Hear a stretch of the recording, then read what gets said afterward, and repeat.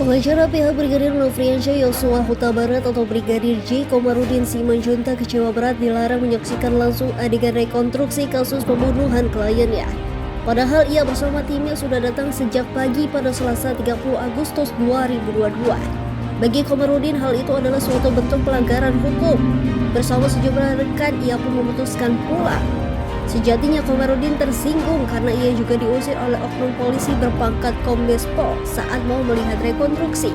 Simak video selanjutnya. Selamat siang rekan-rekan semuanya yang kami kasihi, wartawan media cetak elektronik yang kami sayangi. Kami terpaksa harus pulang. Karena kenapa? Karena pada acara hari ini, acara rekonstruksi, kami sudah hadir. Walaupun tidak diundang, tetapi karena mendengar pidato Kapolri mengatakan akan dilakukan rekonstruksi secara transparan dengan cara melibatkan semua pihak, termasuk pengacara korban maupun pengacara daripada para tersangka. Demikian juga Kejaksaan, demikian juga Komnas HAM, demikian juga LPSK, penyidik dan sebagainya. Akan tetapi tadi pagi saya jam 6 pagi dari rumah sudah berangkat. Tiba di sini jam 8 kurang lebih, belum ada kegiatan. Saya mampir sebentar ke Hotel Kaisar sarapan pagi, kemudian balik lagi ke sini jam setengah 10. Setelah kita tiba di salah satu ruangan tadi, ketika mau diadakan rekonstruksi, tiba-tiba kami diusir oleh Dirtipidum Bareskrim Polri. Kenapa diusir?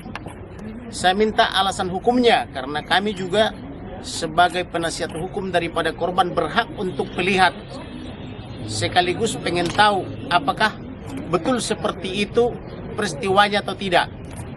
Akan tetapi Dirtipidum tanpa alasan, kecuali pokoknya penasihat hukum daripada pelapor tidak boleh ada di dalam tempat rekonstruksi itu. Kami hanya boleh di luar saja, pokoknya diusir keluar. Sementara pengacara daripada para tersangka boleh, jaksa, LPSK, Komnas HAM semua boleh, dari kepolisian boleh. Berarti kami dimusuhi. Daripada kami dimusuhi, masih banyak kegiatan yang lebih bermakna, ya kami pulang. Karena toh percuma kami ada di sini tidak bisa melihat apapun. Tetapi kami menggugat pernyataan Kapolri yang menyatakan transparan dan melibatkan semua pihak, yaitu penasihat korban maupun penasihat hukum daripada para tersangka. Tetapi yang dimaksud oleh Kapolri transparan itu diterjemahkan oleh Dirtipidum Polri hanya buat LPSK, buat Komnas HAM, buat Kompolnas, buat para pengacara tersangka, buat penyidik, dan jaksa dan brimob. Sementara buat kami penasihat hukum daripada korban atau pelapor tidak boleh ada transparan. Itulah kira-kira. Jadi daripada tersakiti hati kami di situ hanya bisa kepanasan duduk di pinggir jalan, ya kami pulang saja. Begitulah kira-kira yang dapat saya sampaikan. Terima kasih. Cukup ya. Langkahnya Pak terkait dengan transparan ini yang tidak dikasih oleh kuasa hukum korban, gimana Pak langkahnya ke depan? Ya kami akan segera melaporkan ini secara resmi kepada Presiden, kepada Komisi 3 dan kepada Menko. Yang laporkan apa Pak? Iya, yang tidak memberikan izin itu tadi ya Dirtipidum Polri. Iya. Bagaimana? Ya Dirtipidum yang memulai tidak boleh. Awalnya boleh, tapi begitu Dirtipidum masuk, penasihat hukum pelapor tidak boleh katanya. Ya Pak, sudah. kan ini ada 3 TKP yang akan digelar rekonstruksi hari ini. Ya. Semuanya ketiganya tidak boleh masuk. Ya, tidak boleh. Tidak boleh mengikuti. Tidak boleh. Teman-teman sekalian ya, ini kan pada ada juga di sini yang bersama dengan saya di sini prarekonstruksi kan? Iya betul. Ya. Kita kan ketemu di sini kan? Betul. Direktur juga di sini.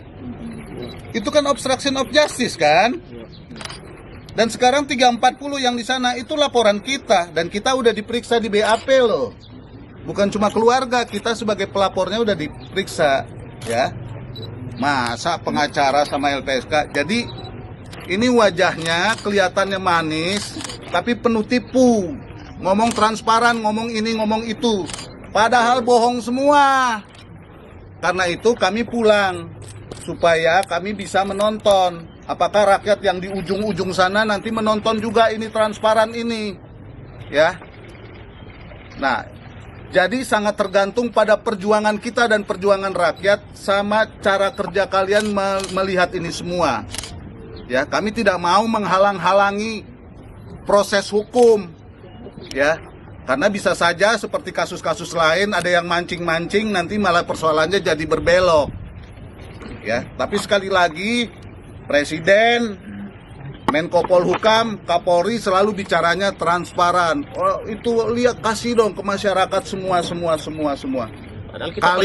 Kalian di sini aja udah diskriminatif, apalagi kami yang pelapor yang pernah diperiksa. Anda bisa bayangkan bagaimana rasa keadilan keluarga korban di sana yang kami wakili itu. Bagaimana, ya? Belum lagi pertanyaan-pertanyaan teknis kan. Rekonstruksi ini kan sebenarnya untuk memastikan, tapi ini mau memastikan apa? Mau memastikan kelanjutan obstruction of justice yang di sini dilanjutkan ke sana. Lantas pertanyaan Anda, saya harus hadir di sini semua, begitu? Baru itu transparan dan ada keadilan. Omong kosong. Ya, omong kosong. Ya. Ini bukan hanya kata-kata, ini harus konkret. Karena ini keadilan. Ya kayak beginilah. Maka mari kita terus berjuang sama-sama, jangan sampai proses ini akhirnya malah salah orang, kemudian praktek peradilan sesat. Semua ahli boleh ngomong, DPR boleh kor, semua, wah Kapolrinya hebat, begana begono. Prek, nih contohnya nih contohnya, ya, prek, semua.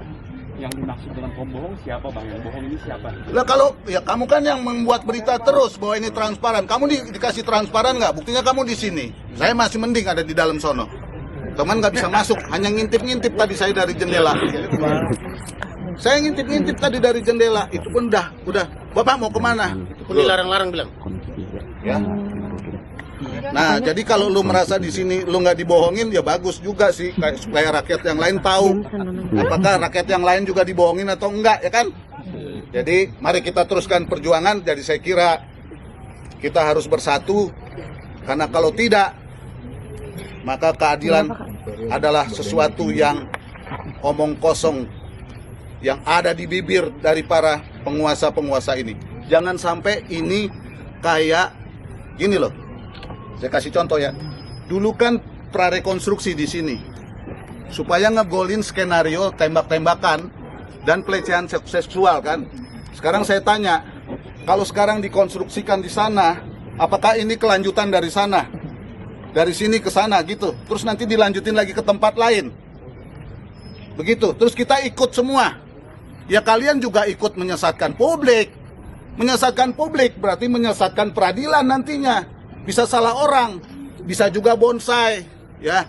Yang tadinya tersangkanya 8, tinggal 5. Ya kan? Yang barang buktinya hilang, tahu-tahu ada. Barang buktinya tadinya 4, memberatkan, tinggal 1. Kan ini semua harus jelas. Konstruksi itu kan untuk itu. Belum lagi, kalau deal sekarang, terus ada yang nyabut. Emang gratis.